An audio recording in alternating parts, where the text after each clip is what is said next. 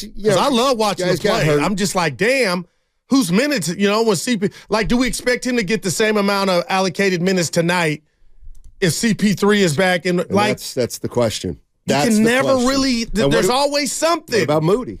Yeah. Like, how who's much been is playing Moody his ass play? off? Steve Kerr, I don't know if the question is included in this cut or not, but Steve Kerr was asked about the 25% of the way through the season. The Warriors are a quarter of the way through the season. He was asked, what do you think? What do you see with this team a quarter of the way through? I see the makings of a really good team. I just see a team that hasn't gelled yet for a number of reasons. I think we have a lot of depth, but we don't have a lot of clarity. Some of that lack of clarity is because of the injuries and the suspensions. It's just been jumbled. And so, 5 straight games with 5 different lineups, as we talked about. We're mixing and matching. We haven't really found a groove. On the other hand, I think we've had the hardest schedule in the league. We've lost, 3 gut punch games down the stretch. I can see the outlines of a very good team, but we have a lot of work to do to get there, and it's up to us to put in that work. Steve Kerr, what do you see? I see the makings of a really good team. And so do I. We just haven't seen it. Wiggins and Clay are my number one priority. Like, as they go, this team's going to go. I mean, that's just the bottom line. I don't yet see the makings of a really good team. To me, a really good team is a top 5 to 8 team. Top 5, top 8. I don't see. I'm not saying they can't get there, but I don't see that yet. I just don't see that yet. They've got to put some stability between them and their next stretch of good basketball, essentially. Well, we've seen flashes. The first half against the Kings, you're up 24. You had the Clippers up 22. Like, how do you sustain that? And you had the big 3 out there Saturday. No Andrew Wiggins, but that's what puzzles me. Like, when you see that, and I even heard Fitz, I believe it was, before Saturday's game, kind of saying what, alluding to what Kerr was saying. Like, you're getting leads, and the games that you're tricking off, you're in them. It's like, how do you bottle all that up to where when you're up 22, you're up 24, you close those, you close them out? I mean, that's my biggest worry with this team. If I were a Warrior fan, my biggest worry is the concern over whether they can sustain stretches of good play. What's your number one reason now why they can't sustain? Is it going to say age? Age. They haven't. Age is the big thing. To me, the second biggest thing is they've developed no continuity yet. Draymond's missed too many games. Chris Paul just missed a couple. They really, like he said, Steve Kerr said, we have depth, but we don't have clarity. They don't have any clarity yet on how they're going to play the rest of the season, how their rotation's going to be. But the one thing that I just see, and maybe people say I dwell on this too much, and I probably do, but to me, there's a reason you lose leads, and it's because it's hard I just think it's going to be really hard all year for the Warriors to play a really good quarter, play a really good game, then play a bunch of really good games in a row, then to put together 2 or 3 weeks of really good games, then to put together a month of really good games where they're 12-4. It just feels like everything is harder than it's ever been, and their margin for error is less. And so just everything's going to be a little bit harder than it ever has been before. Just like you take them back 2 weeks ago to the San Antonio game Friday where they were blowing them out, and it was a bear to close that game out. And a lot of people told me, no style points here. They took care of business, and then they follow that up with 2 blown leads against 2 better teams. But, Steiny, you are right. At 9-11, a quarter through the schedule, it becomes harder to catch other teams. Right. So like they're laboring. Shout out pregnancy. They're laboring right now because you've kind of dug this hole. But what just gets me and gets me upset is they were 5-1 at home.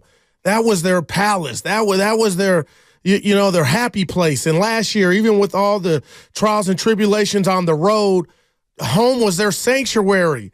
And now that 5-1 went to 5-5. And I just wonder, and I'm asking, with Draymond, Clay, and Steph, how much fear are they putting in these other teams that maybe might not be the best teams, but they feel like for a night we can run with them or outrun them or out-athletic them?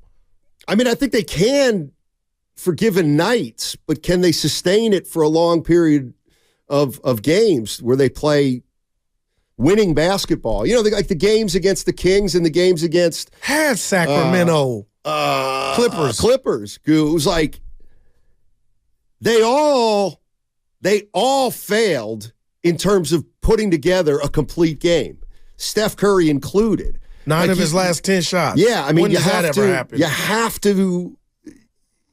Everybody's got to play pretty well, and Steph, of course, has been without a doubt their best player, and he's been really good 90% of the time. And he plays a little better against the Clippers. They win that game.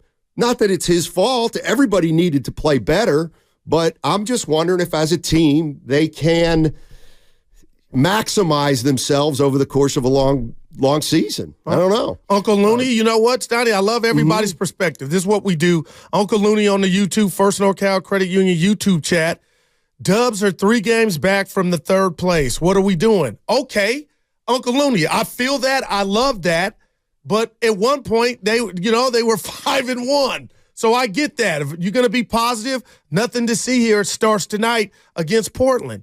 Now, I don't know if they're going to have CP3 and Andrew Wiggins, who, messed up his finger, but... No, they're playing tonight. Oh, okay. Yeah, they're playing tonight. But let me just use Andrew Wiggins. Yep. It's almost like he's a microcosm of this season. So he has his best game, I believe, against Sacramento, closes his finger in a car door.